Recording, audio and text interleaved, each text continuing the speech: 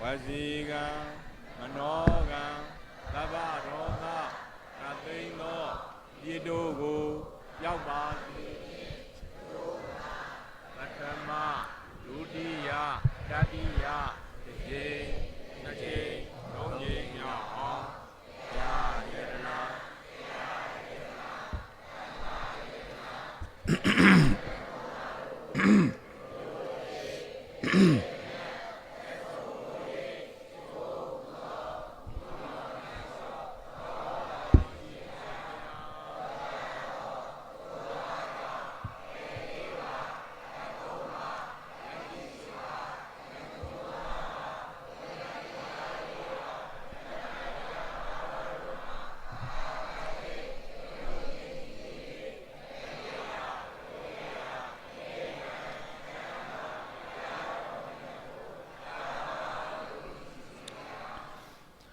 သဗ္ဗိတိယဝိဝေဇန္တုသောကရောဂဝိနတတု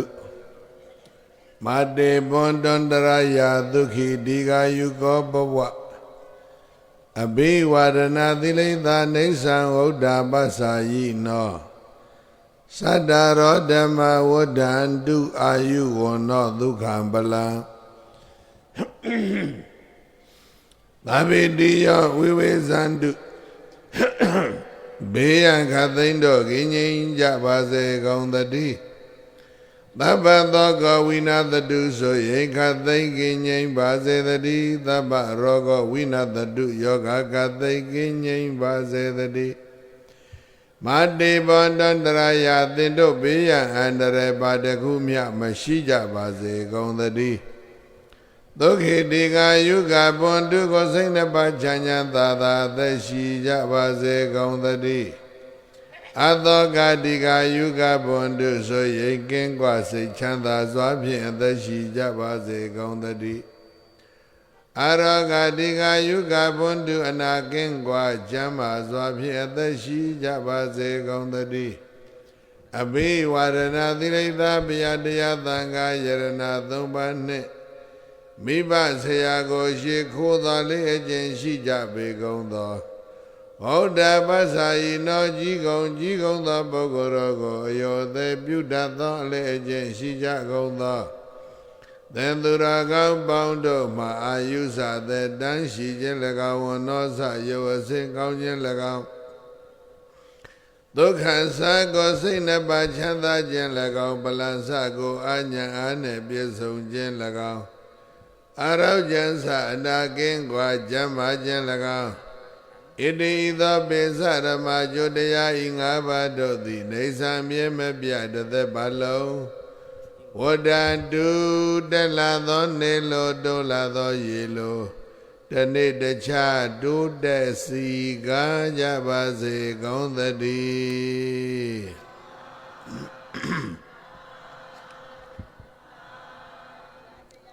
အလောဟပန်းတေညီညွတ်ညွတ်ဆိုလိုက်ကြ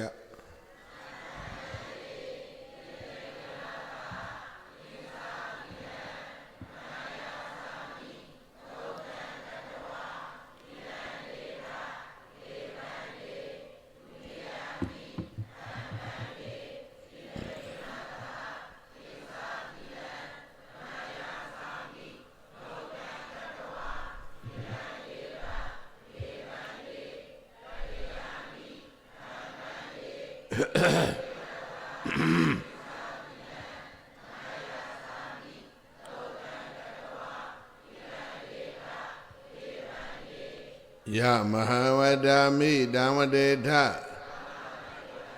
နမောတသဗုဒ္ဓဝတ္တောအရဟတောသမ္မာသမ္ဗုဒ္ဓသာ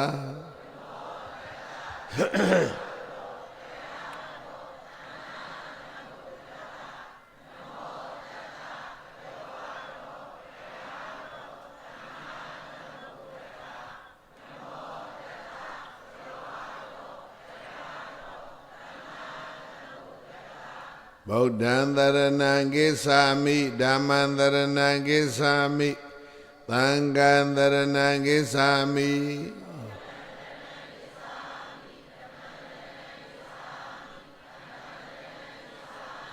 ဒုတိယံပိဗုဒ္ဓံသရဏံကိစ္ဆာမိဒုတိယံပိဓမ္မံသရဏံကိစ္ဆာမိဒုတိယံပိသံဃံသရဏံကိစ္ဆာမိ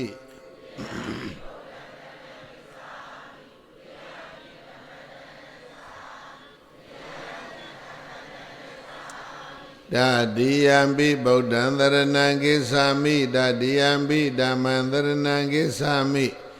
တတိယံပိသံဃံသရဏံကိစ္ဆာမိ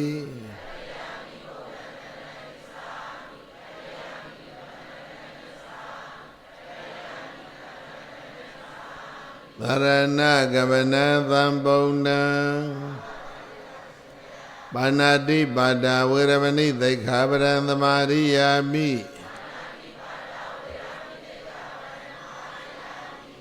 အာဒိဏဒါနာဝေရမဏိသိက္ခာပရံသမာရိယာမိ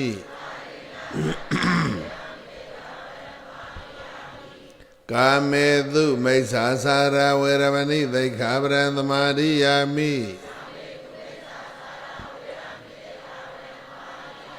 မုဒ္ဒဝါဒဝေရမဏိသိက္ခာပရံသမာရိယာမိသုရာမေရယမိစ္ဆဗမဒဌာနာဝေရမဏိသိက္ခာပရံသမာရိယာမိ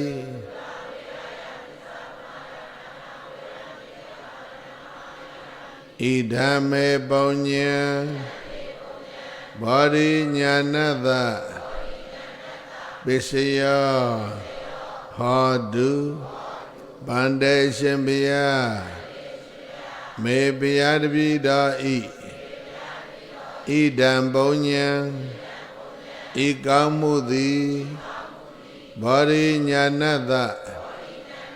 ဘောဓိဉာဏ်ဤပစ္စယော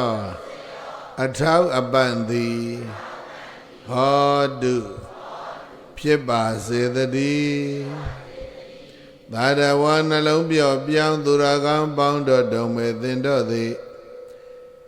ဒီသရဏေနပိယတရားသံဃာဟုစွာသောသုံးပါးသောကိုယ်ွယ်ရာဆုံးသရဏဂုံနှင့်သဟတုတကွဘေစင်ကသီလအင်္ဂါ၅ပါးရှိသောသီလတော်မြတ်ကိုသာဒုက္ခံကတ္တဝါမြဲမြံအောင်ပြုကြကုန်၍အပမဒေနမမိတ်မလယောမပောမတန်ထသံသောတတိတရားဖြင့်သဗ္ဗကိစ္စနိအလုံးစုံကုန်သောပြုပွဲကိစ္စမှန်သမျှကိုသံပါတိထကိုစီကိုငါပြီးဆုံးကြစေကုန်လော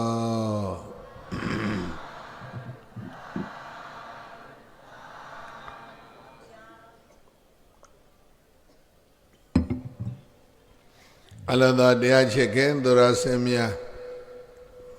ဓမ္မသဘင်မစခင်မှာ30ပုံအရာ10မျက်နှာအနန္တစัจ java လာ၌ရှိကြသောအနန္တသတ္တဝါတွေဘေးအခတ်သိမ်းကင်းငြိမ်းကြစေဖို့ဆေးအခတ်သိမ်းကင်းငြိမ်းကြစေဖို့နှလုံးစိတ်ဝမ်းအေးချမ်းကြစေဖို့မေတ္တာဓာတ်တွေပို့လို့ကြရအောင်မေတ္တာဘုရားပိုက်ကလေးတွေ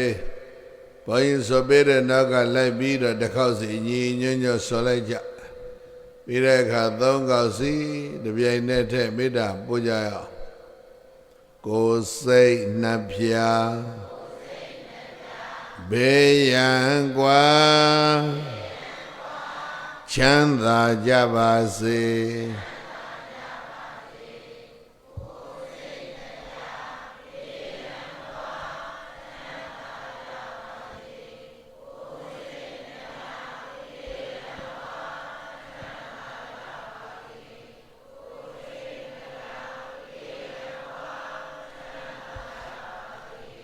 မေတ္တာနှလုံးကိုယ်စီသုံးရွှင်ပြုံးကြပါစေ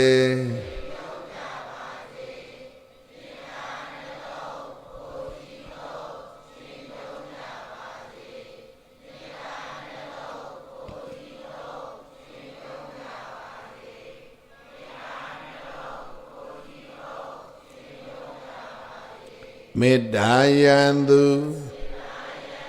ဒေါသမူအပူကင်းပါစေ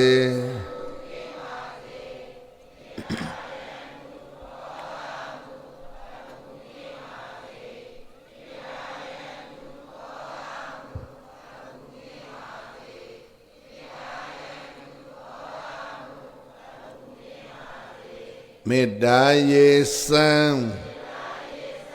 ကိုယ်စီဖြင့်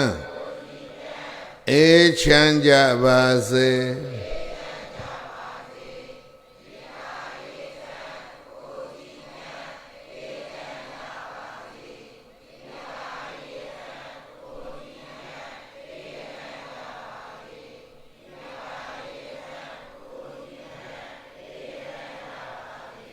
ခန္တီဣယံဒေါသမံတွန်းလှန်နိုင်ပါစေ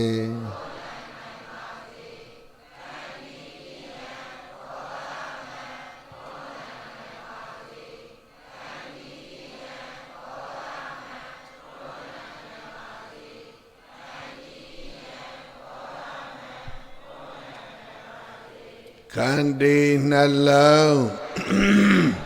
အစဉ်သုံးရွှင်ပြုံးကြပါစေ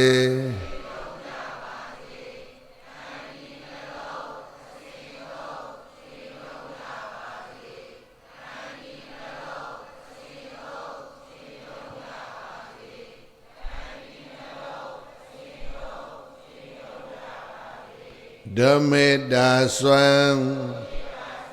ကဘာလွှမ်းငြိမ်းချမ်းကြပါစေ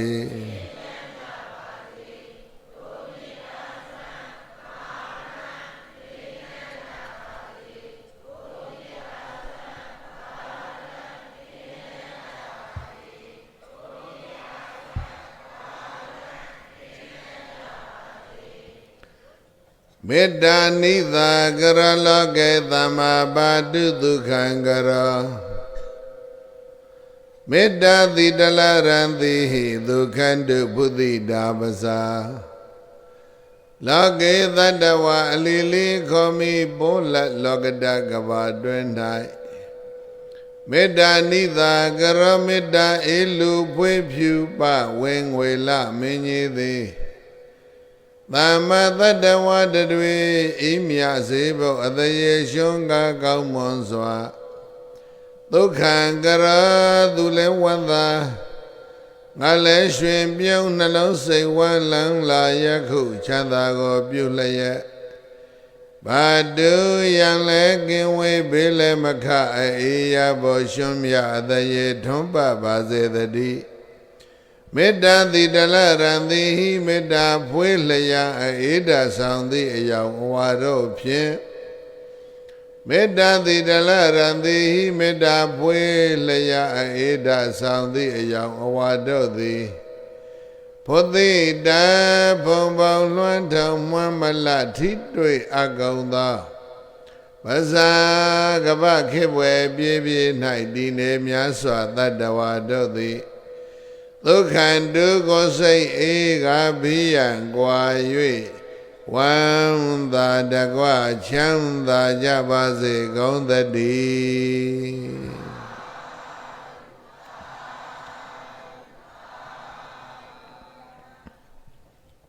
1380ခုနှစ်တဘောရလာဇန်14ရက်ညချမ်းကာလ7နာရီ15မိနစ်ချိန်ကစတင်လို့ရန်ကုန်တိုင်းဒဂုံမြို့သည့်စိတ်ကမ်းမြို့နယ်ညောင်ပင်ကျေးရွာအုပ်စု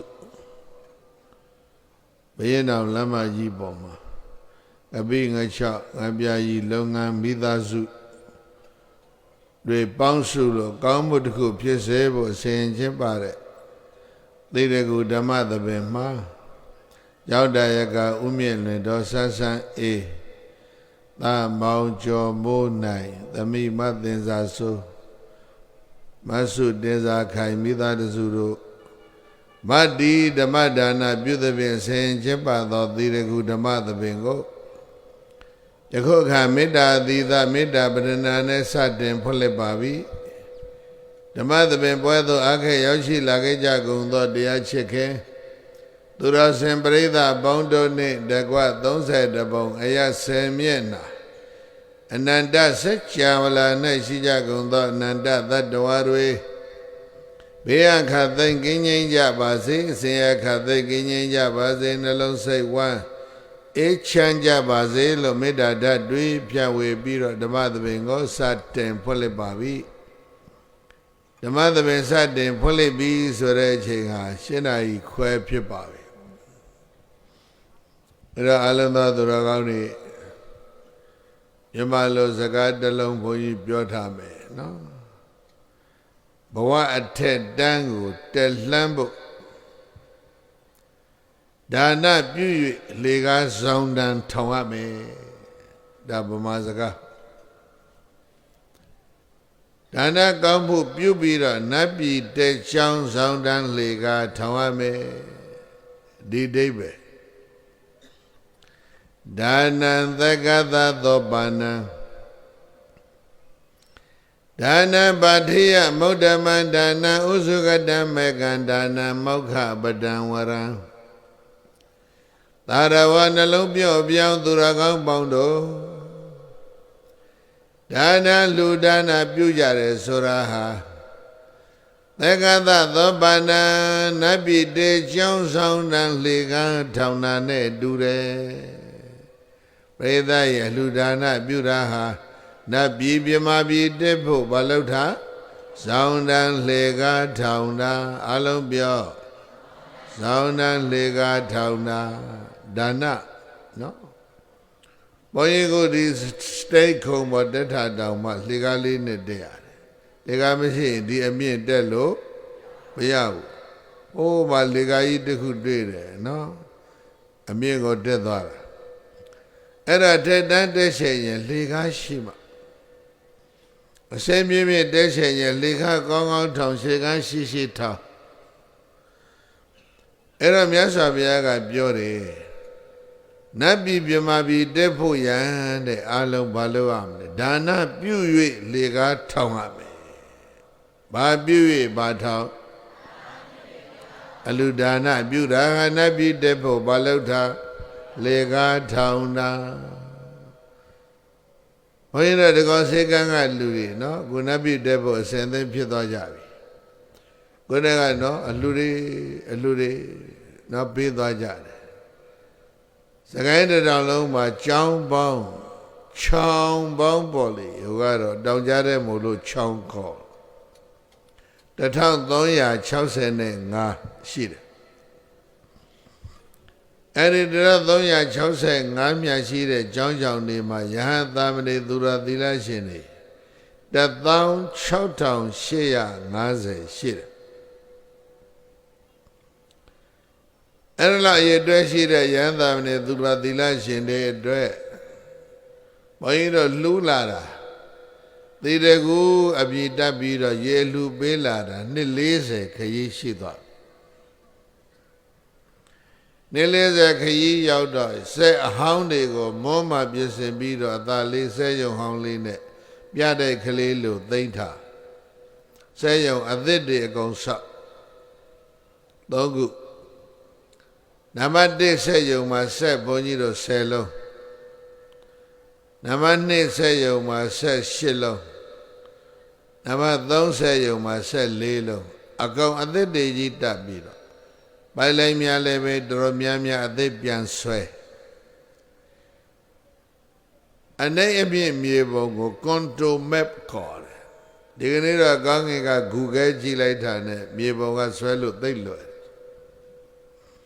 တောင်ထွက်တွေမှာနော်ဂါလန်9000တသိန်းဆန်းတဲ့ရေကန်ပေါင်း29လုံးဘုန်းကြီးတို့တောင်ရိုးတဲ့တပြီးတော့မှခုနကပြောတဲ့16850သောသူတော်စင်တို့အားတနေ့ရေကန်လာအ ਨੇ ဆုံး10သိန်းကနေ15သိန်းအထိဘုန်းကြီးတို့လှူမယ်အားလုံးသောသူတော်ကောင်းတွေဘဝခရီးအေးချမ်းစီဖို့ပြောဘာဖြစ်ဖို့နံပါတ်1ကိလေသာမီးရီအေးချမ်းအလောင်ကျွမ်းခြင်းမှလည်းပဲငြိမ်းဖို့နော်နံပါတ်2သန္တရာမီးခန္ဓာမီးရီငြိမ်းဖို့နောက်တစ်မျိုးပြောရင်ကမ္မဝကိလေသာဝဝိပါကဝဆိုတဲ့ဝမီးရီငြိမ်းဖို့နောက်တစ်လုံးထပ်ပြောရမယ်ဆိုတော့ချင်းရဲမလောင်တဲ့သောကမီးရီငြိမ်းဖို့နောက်ဆုံးကဘာပါလဲသောကပြော သောကမီးတွေငြိမ်းဖို့တဲ့ခုနလှူကြတာအဲ့ဒီလူရှင်တွေအားလုံးဟာလားနတ်ပြည်တက်ဖို့မြမပြည်အထိတောင်တက်အောင်မယ်လေကားထောင်ပြီးသွားကြပြီဒါအောင်မြတ်စွာဘုရားပြောတယ်ဒါနံသက္ကသသောပါဏံဒါနလူဒါနသည်သက္ကသသောပါဏံနတ်ပြည်တက်ချုံဆောင်တန်လေကားနဲ့တူတယ်နောက်တစ်မျိုးပါပြောပြန်လဲဆိုတော့ဒါနလူဒါနပြုကြတယ်ဆိုတာဟာပါထေယံဘဝခရီးအရှိကြီးသွားရအောင်မမို့လို့ရိတ်ခါထုတ်တာနဲ့တူတယ်ဘဝခရီးအတွက်ပြိဿရေဒီကနေ့ဘာလုပ်တာရိတ်ခါထုတ်တာဘဝခရီးအတွက်ဘာလုပ်တာဒါနဲ့သိစိတ်ဝင်စားဖို့ကောင်းဇောင်းနာလေကထောင်းနတ်ပြည်လက်တက်မယ်ဗြဟ္မာပြည်လက်တက်မယ်မြတ်စွာဘုရားသာဝတိဇေတဝန်ကျောင်းနဲ့ပုဗ္ဗယုံကျောင်းဒီနှစ်ကျောင်းမှာ25ဝနေတယ်ဇေတဝန်ကျောင်းကြီးဆောက်တဲ့ကျောင်းတကဟာအနာတပိရဲ့ဇနီးသည်ကြီးကမှတ်ထမတွဲမှာဆိုလို့ပုံညလက္ခဏာဒေဝီဖဇိုင်းအနာတပိရဲ့ဇနီးကျောင်းမကြီးရဲ့နာမည်မကြားဘူးနော်ဝိသခါတော့သိတယ်သွားတွဲလိုက်အဲ့ဒါမိုးချိုးပြစ်မယ်မဆိုင်ဘူးအဲ့ဒီအနာတပိန်ကျောင်းတက်ကဒီကနေ့ထိတာဝရိန္ဒာနတ်ပြည်မှာရှိတယ်တာဝရိန္ဒာနတ်ပြည်ကနေပြီးတော့လူပြည်ကိုပြန်လာလူပြည်ကနေအထက်နတ်ပြည်တက်နတ်ပြည်ကနေလူပြည်လာဆင်းကြီးတက်ရှိ9ခေါက်အစုံစံသူတို့လုံအောင်မယ်တဲ့လေကားကောင်းကောင်းထောင်ထားတာလူပြည်နဲ့နတ်ပြည်ဘယ်နှခေါက်စည်းစိမ်ခံမဲ့9ခေါက်သောတာပန်ဖြစ်ပြီးပြီ8ကြိမ်မြောက်ကြတော့အနာဂံဖြစ်ပြီးတော့ဗြဟ္မာပြည်တက်မယ်ပြောဘယ်တက်အောင်မလဲလေကားအရှိကြီးအပြင်းကြီးထောင်ထားတာဗရမ ्या လေကားကြီးလားရွှေလေကားကြီးလားမသိဘူးဗြဟ္မာပြည်မှာအဝိဟာဗြဟ္မာဘုံတက်သွားမယ်အဲ့ဒီမှာသတ္တစိတ်အောင်နေပြီးတော့အတ္တပဘုံတက်မယ်အဲ့ဒီမှာသတ္တစိတ်ရင်သုဒ္ဓတာအဲ့ဒီမှာသတ္တစိတ်ရင်သုဒ္ဓတိတက်မယ်အဲ့ဒီမြမ၄ဘုံသတ္တစိတ်အောင်ဇံချမ်းသာခံစားပြီးတော့မှထိတ်ဆုံးကအကနိဋ္ဌဘုံတက်မယ်အကနိဋ္ဌဗြဟ္မဘုံရောက်တော့မှအနာဂံဗြဟ္မာကြီးအနာတပိန်ဆိုတဲ့အနာဂံဗြဟ္မာကြီးနော်ယန္တာဖြစ်ပြီးတော့နိဗ္ဗာန်ဝင်မယ်တက်သွားတာဗြဟ္မာပြည်အထိမဟုတ်လားကြောင်းလျှောက်ခဲ့တာနော်အဲ့ဒီလူပြည်နတ်ပြည်9ခေါက်ရဲ့ဗြဟ္မာပြည်မှာသုဒ္ဓဝါဒ5ဘုံမှာ5ခေါက်ရဲ့အကောင်ပေါင်းကြည့်ရင်ကဘာ3100လောက်သူတို့ကြာအောင်မယ်နိဗ္ဗာန်ဝင်ဖို့အစင်းတက်သွားတာအဲ့ဒါဘာနဲ့တက်လဲဆိုရင်ဒါနနဲ့တက်သွားတာဒါနသက္ကသသောပါဏံဒါနလူဒါနပြုကြတယ်ဆိုတာကသက္ကသသောပါဏံနတ်ပြည်တဲချောင်းဆောင်တန်လေကားထောင်လိုက်တာပဲဒါနလူဒါနပြုကြတယ်ဆိုတာကပါထေယံဘဝခရီးမှာရိတ်ခါထုတ်တာနဲ့တူတယ်ဘဝခရီးမှာဘာထုတ်တာဘဝသန္တရာကိုမပြောနဲ့မြေပြင်မှာပဲသွားဝေဟင်မှာပဲသွားအာရှတဲ့ခရီးထွက်မယ်အရှိအဆုံးဂျပန်ပြည်ပေါ့ဥရောပတဲ့ခရီးထွက်မယ်နောက်ဆုံးအင်္ဂလန်ပေါ့အဲ့ဒီဒေါ်လာလေးတော်တော်များရှိရင် first class မှာလေးမြန် first class မှာစီးလိုက်မယ်ကိုယ်အိမ်မှာအိတ်သလိုပဲအိတ်သွားလို့ရတယ်ပိုက်ဆံနဲ့နေပြီဆိုရင်တော့အင်္ဂလိပ်လိုပြောရင် second class ပေါ့နောက်တစ်ပြီးပြောရင် business class ဒုတိယတန်းစီးမယ်အဲ့လိုမရဘူးထိုင်စီးရဒါမဲ့ခုံကြီးတယ်ကျဲတယ်ပိုက်ဆံသိနေပြီဆိုရင်တော့ economy class ဆိုရိုးရိုးတန်းလေးကစီးသွားမယ် ခုံလေးကခုဘုန်းကြီးထိုင်နေတဲ့ခုံလောက်တောင်မကျဲဘူးခက်ကြုံကြုံဘယ်ဘက်ကတယောက်ညာဘက်ကတယောက်လူဝါကြီးတွေရောက်ရင်ပခိုးကိုဒီလိုကြုံထားဟိုဘက်ဒီဘက်မလှုပ်တော့ဘူးဒီဘက်ကမဲမဲကြီးကပလီကြီးလာတယ်ဆိုကြပါစို့အရက်ကတောက်ထားလိုက်တာဘဲလုံးညာဘက်ကလည်းပဲအမေရိကန်ကြီးတယောက်ဘိုက်ရွှဲကြီးလာတယ်တခေါကောနဲ့ဟောက်တယ်ဘဲလုံးရိတ်ခါကောင်းကောင်းထုံနိုင်မှဘဝထက်တန်းကနေခရီးသွားရမယ်မဟုတ်လားအေးဒါနံသေကသသောဘာနာလူဒါနာပြုတယ်ဆိုရင်နတ်ပြည်တေချောင်းဆောင်နှံလေကားထောင်ကြတာ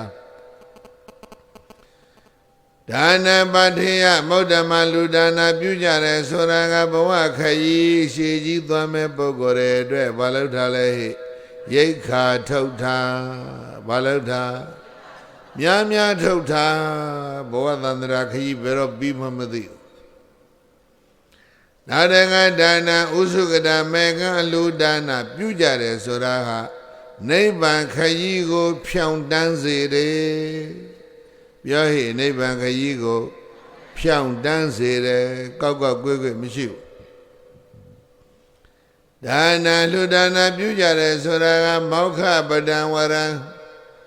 ဘဝသန္တရာထွက်ပေါက်ကိုကောင်းကောင်းကြီးရောက်စေလိမ့်မယ်အဲဒီလိုဘဂဝါဘုန်းတော်6ပါးသခင်ဘုရားရှင်ကိုရောမြတ်သည်အဝေါစ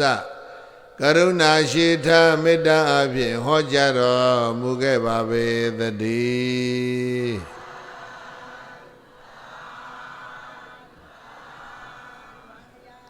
ပရိသတ်ကြီးသိတယ်သာဝတိကသောဒလတန်းရဲ့မြို့တော်သာဝတိကဇေတဝန်အကြောင်းတက်ကြီးတည်သွားတဲ့ကျောင်းတကကိုယ်ကဘုန်းကြီးတို့ပြောထားတယ်ဘယ်သူလဲကျောင်းတကကြီးလောက်ပါဦးမြင့်လွင်ပြောတာမဟုတ်ဘူးဦးမြင့်လွင်လည်းကျောင်းတကပဲဒုဝိပဿနာမှာသူကျောင်းဆောက်ထားတယ်ဇေတော်ကျောင်းကြီးရဲ့တရားကဘယ်သူလဲဧကသမယဘဂဝါသာဝတိယံဝိဟရတိမင်္ဂလာသုတ်ဖတ်တာနဲ့အဲ့ဒီမှာကျောင်းတကပါလာတယ်မင်္ဂလာသုတ်တာဖတ်လိုက်ရင်ကျောင်းတကနာမည်မတွေ့ဘူးလားသာဝတိယံဝိဟရတိစေတဝနေစေအနာထပိန္တိကတ္တအာရမေကျောင်းတကနာမည်အဲ့ဒီမှာပါနေပြီသုတ်တန်တော်တော်များများရဲ့အစမှာအနာတပိနာမည်ပါတယ်အဲ့တော့သာသနာမှာသမိုင်းကိုဝင်သွားတာမဟုတ်လားနှစ်ပေါင်း2600ခရီးသင်္ဃာနာ6တန်တင်တဲ့သံဃာတော်တို့ရဲ့အစည်းအဝေးကြီးကဒီကျောင်းတကာကြီးကိုမှတ်တမ်းတင်ထားပြခဲ့ကျောင်းတကာရဲ့ဒါဂုံသိက္ခာအဲ့ဒါလေးကိုဘုန်းကြီးတို့နည်းနည်းပြောမလို့ပါနာမည်ကလူတကာသိတာအာနာထပိန္တိကဘုန်းကြီးဖတ်တဲ့အတိုင်းဖတ်အလုံးဖတ်အာနာထပိန္တိကပြန်ဖတ်အနာထလို့မဖတ်နဲ့အာနာထလို့ဖတ်ပြန်ဖတ်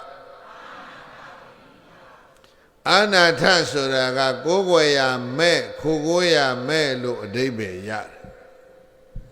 ပိန္တိကဆိုတာကထမင်းကျွေးတယ်လို့အဓိပ္ပာယ်ရတယ်နားလည်ပြီခိုးကိုးရမဲ့တွေကိုသူဘာလုပ်လဲထမင်းကျွေးတယ်ခေလို့ပြောရင် jobless တွေအလုံးမရှိဘူး homeless တွေအိုးအိမ်မရှိဘူးခြေသလုံးအိမ်တိုင်းကျုံရမှာကျုံသလိုစားနေတဲ့အလုံးလက်မဲ့တွေတိုင်းပြည်တိုင်းမှာရှိတယ်နော်အဲ့ဒီလူတွေကိုသူကသနာပြီးတော့မြို့ရဲ့အရာလေးမျက်နှာမှာမန္တကြီးတို့ပြီးတော့နေတိုင်းထမင်းကျွေးနေတာအဲ့ဒါကြောင့်လူတကာကအာနာဌာနပိန္ဒံတရာတိတိအာနာထပိန္ဒီကောအာကိုရမဲ့တဲ့ပုဂ္ဂိုလ်တွေကိုထမင်းကျွေးလို့အာနာထပိန္ဒီကခေါ်ရမယ်လို့တထဘောကောင်းစွာမသွေမှတ်ထိုက်ပါပဲကောင်းသတည်း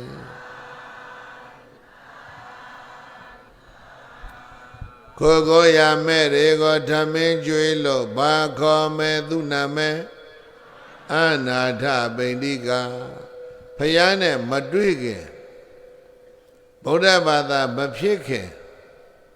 ဗုဒ္ဓတရဏကိစ္ဆာမိမဆိုရသေးဘူး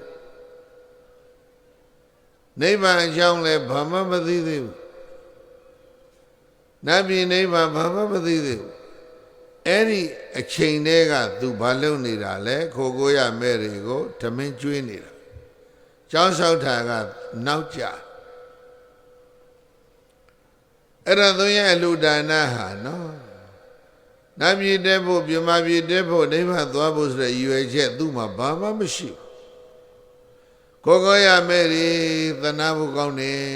စားစရာလည်းမရှိဘူးနေစရာလည်းမရှိဘူးဝတ်စရာလည်းမရှိဘူးအကုန်ထောက်ပံ့နေဒါပေမဲ့ဘုရားနဲ့တွေ့ပြီးကျောင်းလျှောက်ဖြစ်သွားတာလေးကိုဘုန်းကြီးကဆက်ပြောမှာအနာတပိသာဝတိမှာအဲ့လိုနေရင်းနဲ့ကွန်ကူသံရောင်းဝယ်ရေးကိစ္စနဲ့ရာဇကြိုသွားတယ်ပြောဘယ်သွားတယ်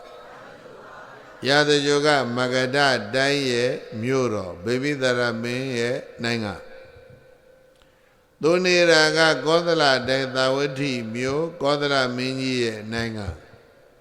ခဲလို့ပြောရင်နိုင်ငံခြားကိုကုသရောင်းဝယ်ရေးသွားတာ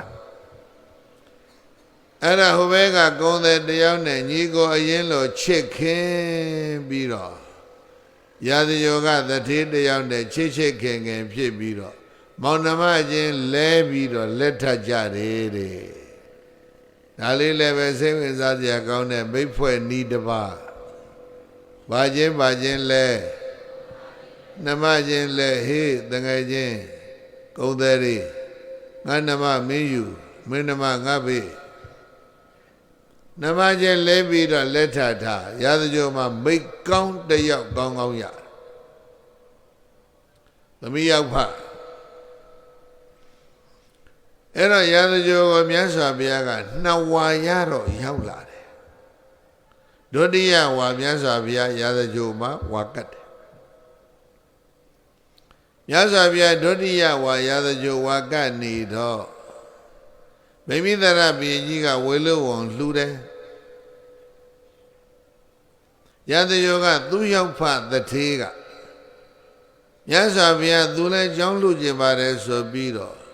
တောင်တန်းကြီးတွေရဲ့အကြာမှာတောကြောင်လေးတွေအလုံး60ဆောက်ပြီးတော့ဘုရားလှူတယ်တောကြောင်လေးတွေဘယ်နှလုံးလဲဧကာဟိနေဝသတ္တိဝိဟာရိကာရပေတိတရက်ထဲနဲ့ဆောက်လိုက်တာကျောင်းလုံးပေါင်း60မြတ်စွာဘုရားကျောင်း60ဆောက်ပြီးလှူမဲ့အိမ်ကြပြီးတော့စွန့်ဖုံးပေးကျောင်းရည်စဲချရာဇကြိုတထေးကဘုရားပင့်ထားတယ်မြတ်စွာဘုရားနှစ်ဝါအယနော်ပြာသူလကြီးထဲမှာအဲ့တော့ရာဇကြိုတထေးကကျောင်းဆောက်ပြီးဘုရားကျောင်းလို့မလို့ပေးလိုက်တော့ဘုရားလက်ခံတယ်ဘုရားနဲ့တန်ခါဆွဲကမလို့ဆိုတိမ်လုံးအောင်အောင်ကြဲကြဲနဲ့ချိတ်ကြပြုတ်ကြပြင်းကြစိတ်ကြလောက်ကင်ပြင်းစင်နေတော့မှသံဝတိတထေရောက်လာတယ်အိမ်တော့အလုတ်တွေရှုံနေတာတွေ့တော့ဟေးငါတောင်မင်းတို့ကောင်းကောင်းမကြုံနိုင်ဘူးအာလဝိသားဆိုအလုတ်ရှုံနေကြတာဘာလဲကွာမင်္ဂလာဆောင်များဗာများရှိသလားမဟုတ်ဘူးကွာမြတ်စွာဘုရားဒိုးမျိုးကြွလာတယ်ဟာဘုရားကြွလာဗုဒ္ဓအာမကံကာမခိတ္တအနုပ္ပတ္တောဗုဒ္ဓရှင်တော်သည်အာမကံကာမခိတ္တငါတို့ရဲ့မြို့ရွာသို့အနုပ္ပတ္တောဆက်ရောက်၍လာခဲ့လေပြီတို့မြို့တို့ရဘုရားရောက်တဲ့ဟေ့